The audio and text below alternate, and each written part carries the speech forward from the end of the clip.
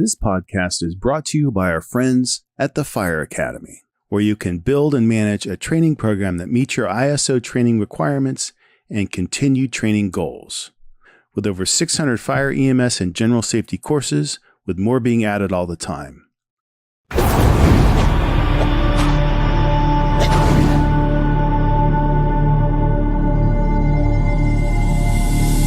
Hi, Chris Mc Loone here with Fire Apparatus and Emergency Equipment. Welcome to this episode of our podcast. You know, I think I've been calling it our new podcast, but we're at the end of August now. We've launched it. We've got 4 under our belts. I think it's safe to finally stop calling it new. But thank you for joining me today. This is going to be a little bit of a different podcast than the other 3 that we've done this month. And I'm not going to necessarily do these every month. It's a little bit more informal. It's more of a commentary. There are a lot of different things to talk about based on the podcasts that we have that we've done this month, based on some of the ones that are upcoming, and also just based on the market that we've been watching since FDIC, which was back in April. So over these last 4 months, it was actually right around this time in April, this week. So just taking a look back. Taking a look at a bunch of different things.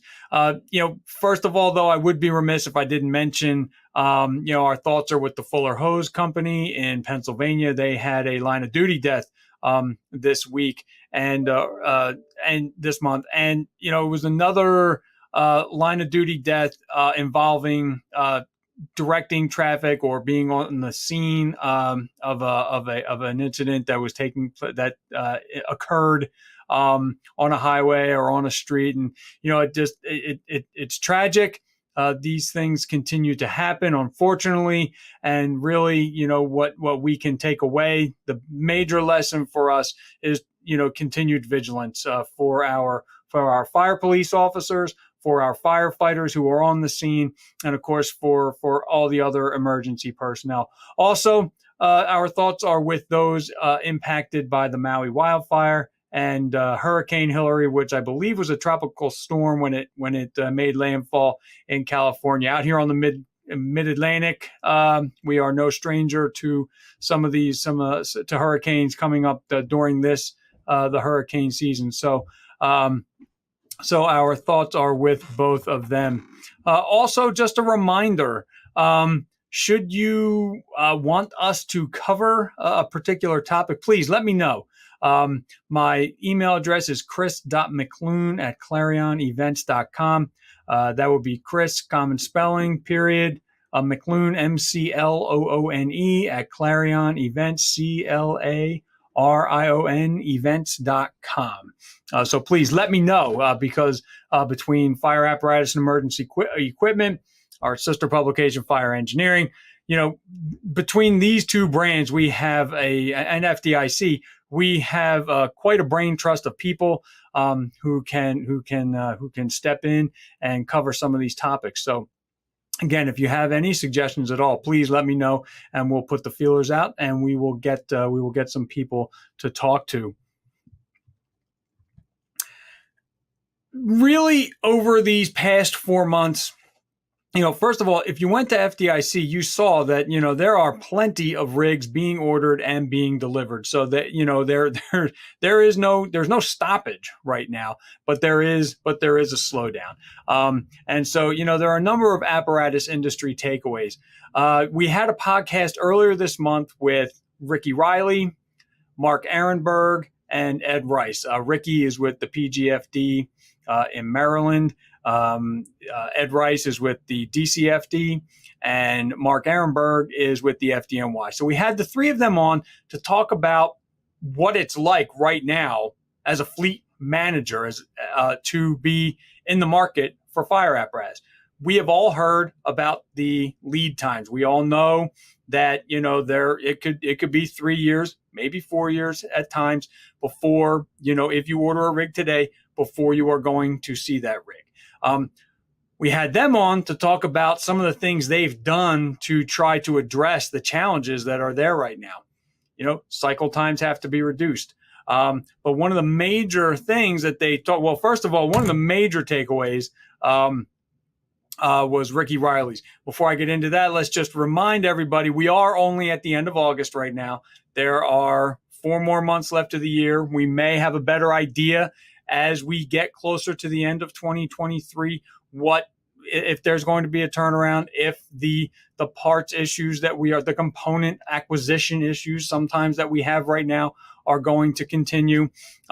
We know there's a new standard coming out that could maybe impact some things as well. And we'll talk about the standard in a little bit, but it is only August, so there is time to possibly get a better idea.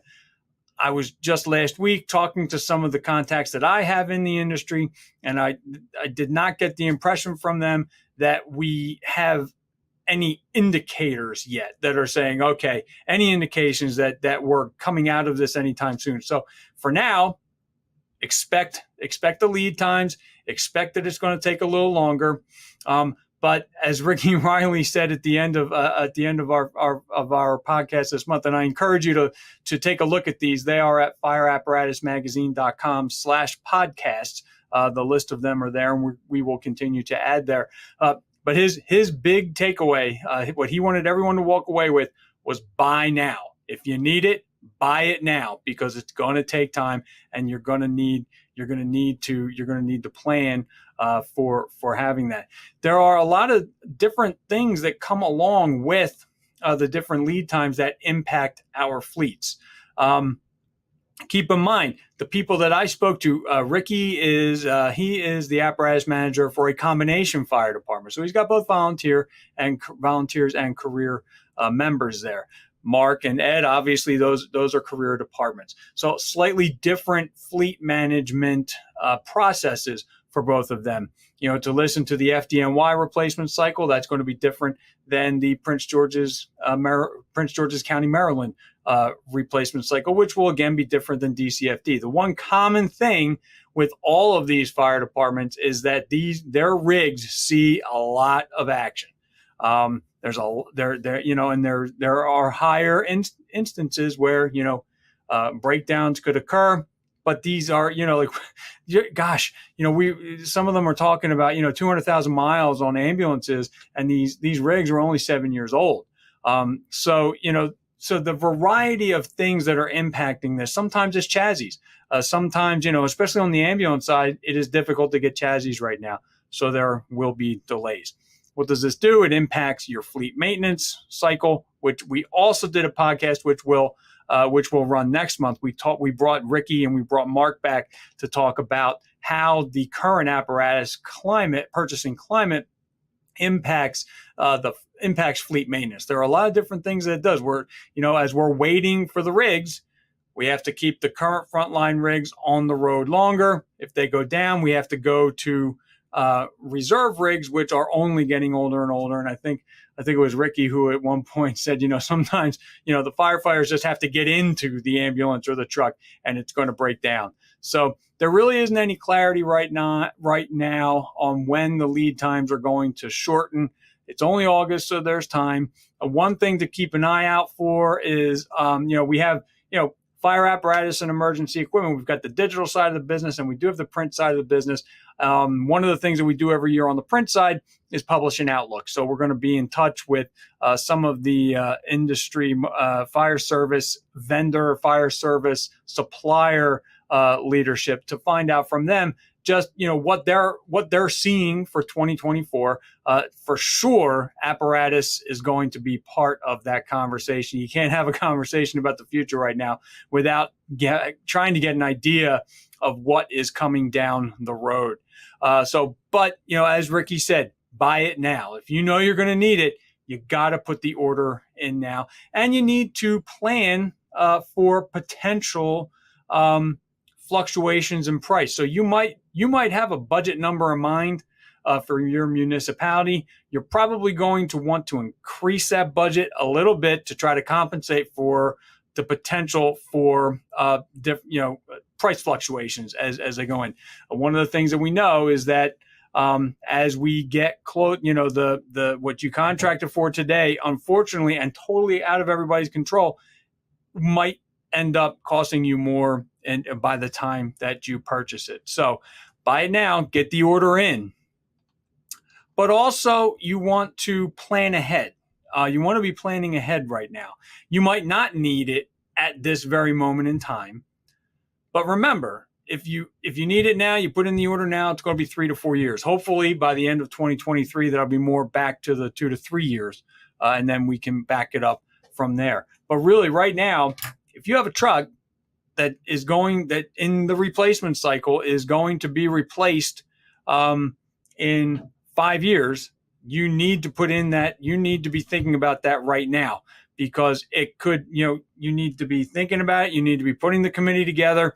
You need to be getting all that squared away so that you can put in the order, because of the fact that there's the need it now, and you're not going to get it now probably, but there is also the need it in a few years, where you need to plan for that now. Because if you were thinking, okay, it's going to be 5 years that we need the next truck, the next pumper replacement, but you weren't planning on getting stuff together until another 2 years, thinking that it'll probably only be a 2 to 3 year wait, that's just not the reality right now. So you definitely want to be planning better. I talked to them a little bit about different ways that they are that they're maybe looking to try to not only cut the cost, but maybe spec a little differently so that the wait isn't quite as long. Go back, look at the podcast, listen to the podcast. It's available on a number of different apps, including you can go right to our website, or you can go to our YouTube channel. But, there wasn't a lot of guidance there, I guess you could say, unfortunately. They have some very specific specs that are written for their response areas. Remember, you should be writing your specs so that the rigs you get are going to be built, purpose-built, specifically built for your calling area. So they're not going to start playing with too much to change the cost or to change the delivery time, because they need a rig that's going to keep their apparatus, their firefighters safe. And that is something that Mark Ehrenberg, both times that we've spoken with him, made very, very clear that he will not accept a rig that is not going to protect his firefighters. And isn't that what, all of what we do, no matter all of what we write about in the print issue, all the webcasts or the podcasts that we do, all of the online only editorial that we run, it is all about keeping firefighters safe ultimately. So, but one other thing to think about as you are, getting things together, as you are putting things together for, a purchase, remember that in January 2024, NFPA 1900 will take effect. NFPA 1901, as we know it, the standard for automotive fire apparatus, is going away. It is now the apparatus standard will now be NFPA 1900. It is going to include far more types of apparatus than it did before. So it's not just pumpers, ladders, and special service, special needs rigs like your rescues and things like that. It is now going to include all the wildland. It's going to include ARF. It's going to include industrial. So, remember that it's going to, you're going to want to get yourself a copy. Who knows? You may look at it now and say, you could build a truck to comply with that standard now. But, you might also take a look at that, and you might say that you're better off, designing it for NFPA 1900 or whatever. So you're not going to put the order in until January 2024. Just something to think about. Get a copy, read it. We will be doing something on NFPA 1900 to give everybody kind of a good feel for what's changing. We did do one. You could check it out on our video section on our website. Back at FDIC, we did a video podcast with Bill Peters, and he went through an awful lot of what is changing in NFPA 1900. But this will be a good baseline for you. Just know that that's coming, because after the first of the year, that's the standard you're going to be building to comply with. So get a copy, read it. It's it's broken down better now by, the different types of trucks and all that. So get that, read it, and get to know it so that, as you move forward, you can start building according to that. Again, just is unfortunately not a lot of clarity just yet on when this is going to turn around. All the manufacturers have, somewhat of a backlog right now that they're trying to get through. It's important to be patient there. It's not easy. We all love getting new rigs. It's like buying a new car. But when you go through it, you start to get maybe a little impatient, and changes, aren't always welcome as we go along. So, for the manufacturers, be patient with us, and for the firefighters in charge of getting these things spec'd, be patient with your manufacturers. We are sort of all in this together right now. There's no easy way out. There are other things that you can do. There are some manufacturers out there that are doing more of the program type of fire apparatus, and there are quicker delivery times on them often. So, it's something you could think about if those program trucks work for your fire department or your fire company. There was another one and this is something that I spoke with a chief from the Madison, Wisconsin Fire Department. Again, you can find that podcast on our podcast page on our website. But we talked to him about the Pierce electric fire truck experience that he's had, and he mentioned. I asked him, if there was one thing, you could send people away with today about buying an electric fire truck, what would it be? And, but what he answered was actually something that, especially right now, we are going to need to really do to get our ducks online. That is getting the leadership of the department on board with what you're trying to do. Fire apparatus prices have gone up. So you are going to be asking for more money for the next rig. You need to be able to explain why you need the extra money, but you also need to explain why the current rig, because, you might get the reaction of, well, how much longer can you get out of the truck that you have? Now, we all know that, there are replacement cycles for our rigs. FDNY has one, DCFD, everybody has a cycle that they try to go on. Not everybody, because of different circumstances for different departments, but, your larger departments do have a replacement cycle. So you need to be able to explain, why that cycle exists, but also data is king. Or data are king for all of what we're talking about here. So we have in here things spec'd out so that I lost my train of thought there a little bit. Sorry about that. Data. So we need the data. Be keeping records of everything you've been doing. And maintenance records, all of the records of the mileage on the trucks, all the things that you would need to be able to justify that expense to your chief and ultimately the municipality that is going to eventually okay the expense for the truck. That goes with anything. The chief from Madison was talking specifically about electric fire trucks, but really you need to be able to get everyone on board. Data, variety of data are going to be the way that, you can prove the need to your department. We all go through budget seasons. We all go through budget requests. What we're going to budget today might not be the same by the time that truck is delivered again. So really, we ask the manufacturers to be patient with us. We need to be patient with the manufacturers, but we also need to be patient with the people that we are reporting to ask for the money to get these trucks. I know I'm jumping around a little bit here, but there's a lot to cover when we think about, the current atmosphere for apparatus purchasing. And that was our first podcast this month. So please take a look at that again, fireapparatusmagazine.com/podcasts.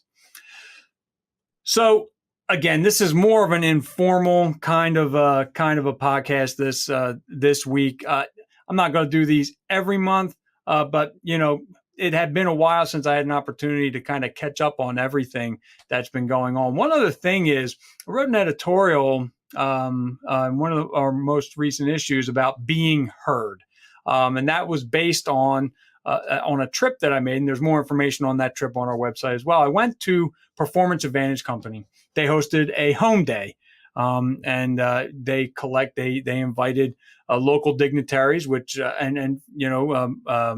you had your mayor, you had local representatives, state representatives, federal representatives. Everybody was there, and it was put together by a few different apparatus supply vendors. Ward Apparatus, Sound Off Signal was there, Amdor, and of course Performance Advantage Company hosted it. And between that and the CFSI dinner that took place in May, it's really impacted me in terms of what that we have advocates out there. We have advocates at the state level, the local level, the federal level, and of course, actually our fire service equipment and apparatus vendors can also be advocates for us. The biggest thing for us is we want to be heard. We at the fire department level need to talk to our state representatives, talk to our manufacturers, all get together with a unified message to present. We have a lot of different grant programs out there. I'm sure there are departments that are really, really looking into them right now to get a better, to just be able to fund some of the purchases they need to make. But be heard. But when you're heard, make sure that you are doing so with a unified message. Any kind of disjointed messages, the meaning gets lost, and it makes it more difficult for us to make our case. So unified message with our federal, state, and local representatives, unified message with our manufacturers, unified message with our chiefs and our municipalities that are footing the bill or that are approving the requests. So I hit a bunch of stuff, tried to summarize a little bit just what I have heard over the past few months via trips that I've made, via the podcasts that we've run. I really suggest that you take a look at some of the podcasts that we did this month. We had the one on the current apparatus purchasing atmosphere. We did the other one that was on the electric fire truck experience in Madison. That was a good one to watch as well, because there are a lot of questions out there that haven't been answered yet. That I think we did a pretty good job of addressing when it came to that. We had another one with Andy Bozzo from Tablet Command. And not only did he talk about Tablet Command, his product, but he also talked about how firefighters who have identified a problem and have created a solution to that problem can bring that solution to market. It's not easy all the time. Sometimes you just don't even know where to start. Andy really helped us out and talked a lot about, how to do that with some advice for that. And then you got me at the end of the month with our commentary. But we have some good topics coming up next month. We have a couple of new people coming in. Chris Daly is going to be with us.